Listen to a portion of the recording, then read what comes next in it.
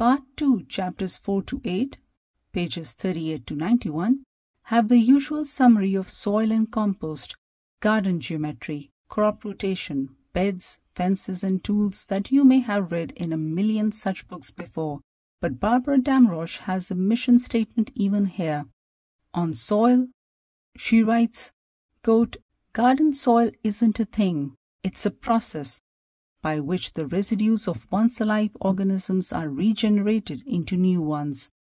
It involves complex biochemical reactions among animals, vegetables, and minerals, including, no doubt, many X factors that are not on anyone's list yet.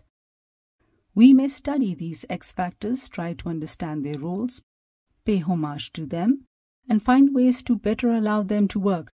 But that does not mean extracting them, simulating them, synthesizing them, and selling them for profit. That simply does not work. It does not get us better food."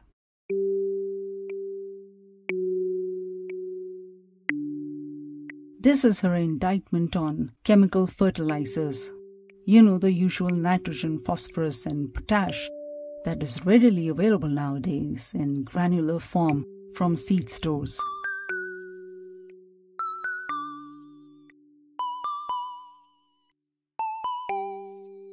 On pages 53 and 55, she says, quote, "To make compost, you need two kinds of ingredients.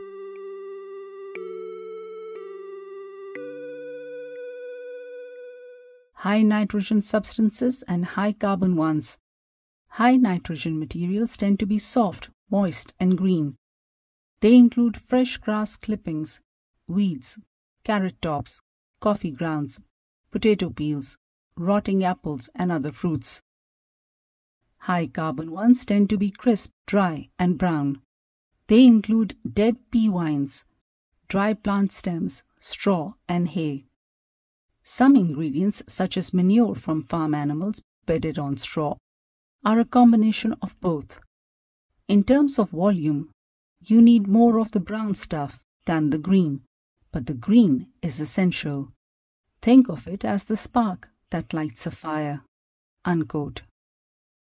On page 55, she writes, quote, "Organic materials that should never be added include dog and cat manure, plastic and any other non-organic material, coal and charcoal ashes, weeds at the seed dropping stage, weeds with highly invasive root systems unless you have laid them out and dried them thoroughly in the sun, highly toxic plants such as poison ivy, or plants that have been sprayed with poisons, including weed killers.